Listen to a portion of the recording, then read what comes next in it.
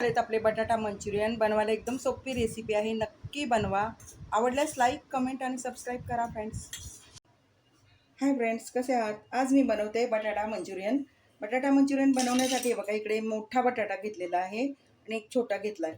जेवढी माणसं आहेत तुमच्या घरात तेवढ्या प्रमाणात तुम्ही घेऊ शकता. मोठा बटाटा कोणताही घ्या, छोटा मोठा काही फरक पडत नाही. आता आपण त्याची साल काढून घेऊया. साल काढून झाले, आता आपण याचे चौकोनी तुकडे करून घेऊया.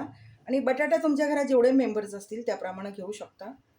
बटाट्याचे थोडेसे जाड असे गोल काप करून घ्यायचे आणि आपण हे बघा या पद्धतीने कट करून घेणार आहोत.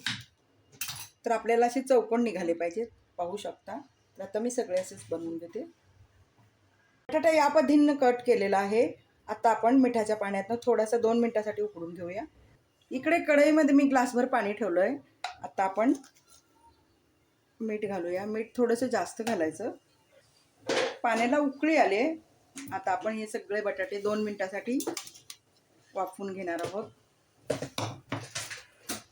बटाटा उकडून झालेला आहे, आपण काढून घेऊया. आता आपण बटाट्याला एक अर्धा चमचा आलं लसूण पेस्ट घालूया बटाट्यावरती. आता आपण थोडंसंच मीठ घालणार आहोत, कारण बटाटा शिजवताना मी मीठ घातलेलं होतं. आत्ता घालूया. बघा माझ्याकडं चिकन लॉलीपॉपचा आटा आहे. तो मंचुरियनच्या सगळ्या साहित्यासाठी तुम्ही वापरू शकता.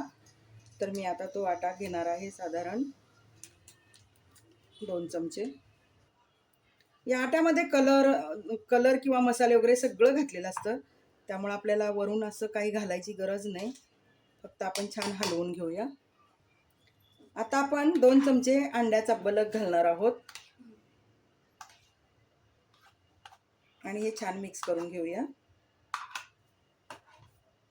आपण लगेच तळायला घेणार आहोत. हे बघा या पद्धतीने मिश्रण तयार झालेलं आहे. आपण आता तळून घेऊया. इकडे कढईमध्ये मी तेल गरम करून घेतलंय. आता आपण एक एक करून सोडून देऊया. थोडंसं लांब लांब सोडायचं, एकमेकाला चिटकवू द्यायचं नाही. कढईमध्ये जेवढं मावेल तेवढं सोडलेलं आहे. आणि आता आपण खालची बाजू कुरकुरीत झाली की उलटून घेऊया.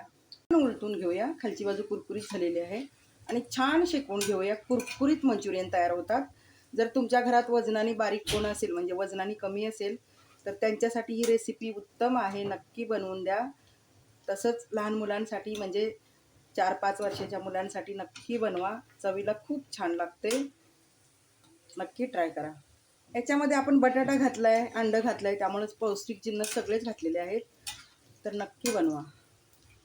जे लोक शाकाहारी आहेत त्यांनी फक्त अंडं घालू नका. बाकीचे मालमसाले या पद्धतीनेच घाला आणि बनवा. चवीला खूप छान लागतं. बघा सगळे बटाट्याचे मंचुरियन तयार झालेत. आपण काढून घेऊया.